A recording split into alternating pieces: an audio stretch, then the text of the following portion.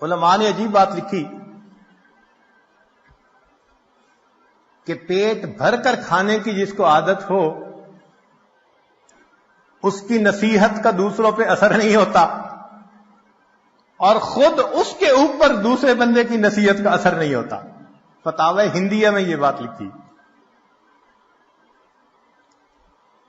اس بات کی طرف بھی ذرا غور کریں کہ کہیں ایسا تو نہیں ہمارے سیاہ کارناموں نے ہمارے رزق کے دروازوں کو بند کروا دیا ہو؟ کیوں چھوٹی چھوٹی اس بات پہ کسی نے جادو کر دیا، کوئی جنات کا اثر، کوئی فلاں اثر، خام مخواہ عاملوں کے پیچھے بھاگتے پھرتے ہیں ایمان خراب کرتے۔ اگر کمرے میں اندھیرا ہو تو انسان سوچتا ہے کہ کھڑکیاں دروازے بند ہیں، یہ نہیں کبھی سوچتا کہ کسی نے کوئی عمل کر دیا، کمرے میں اندھیرا ہو گیا۔ ایک کھڑکی کھولتا ہے، ادھر سے روشنی نہیں آ رہی، دوسری کھڑکی کھولتا ہے، تازہ ہوا نہیں آ رہی، دروازہ کھول دیتا ہے۔ ہم بھی سوچیں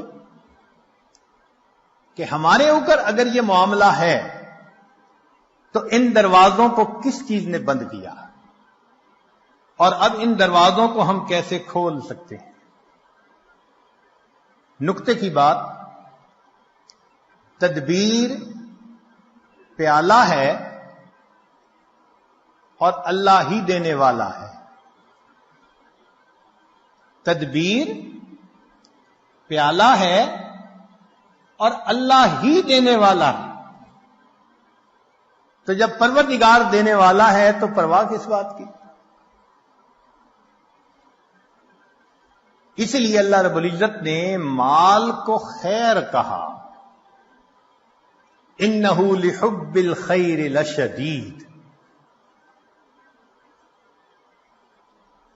مال کو قیامہ کہا۔ قرآن مجید میں دو چیزوں کو قیامہ فرمایا،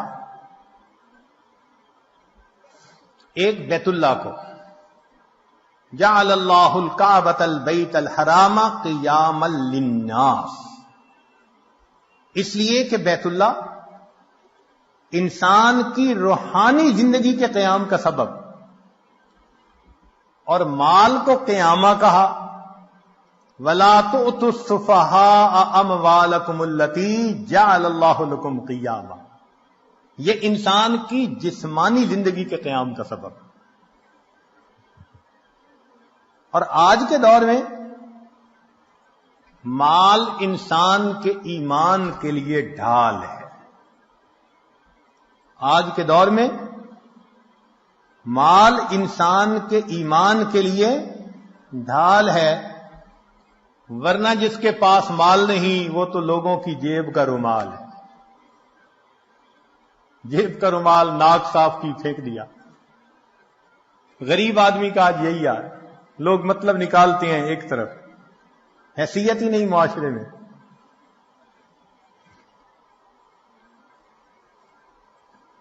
رزق کے معاملے میں دو باتیں اہم ہیں۔ ایک تو یہ کہ رزق بھی انسان کو تلاش کرتا ہے، موت بھی انسان کو تلاش کرتی ہے، مگر رزق موت سے زیادہ تیز رفتار ہے، موت سے پہلے بندے تک پہنچتا ہے۔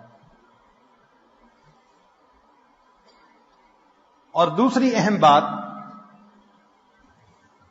کہ سود کا کام کرنے سے انسان اللہ کا دشمن بنتا ہے، اللہ سے جنگ کرتا ہے۔ جو چٹان سے سر مارے گا سر ہی پھوڑے گا، جو اللہ سے جنگ کرے گا اپنی تباہی کا خود ذمہ دار ہے۔ ظاہر آنکھ کیوں دیکھتی ہے؟ بینک سے قرضہ لے لو،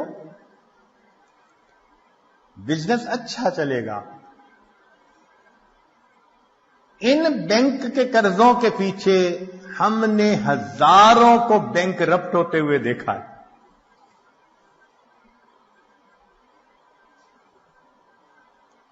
تو سود کی وجہ سے مال کی برکت ختم،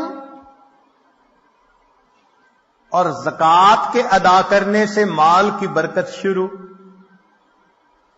جس بندے نے زکوٰۃ نکالنی شروع کر دی اس کے مال میں اللہ نے برکت ڈالنی شروع کی. اور برکت کس کو کہتے ہیں کہ وہ رزق انسان کے لیے کافی وافی شافی ہو جاتا ہے، غیروں کے سامنے ہاتھ نہیں پھیلانے پڑتے. جتنا ہوتا ہے انسان پرسکون زندگی گزارتا ہے.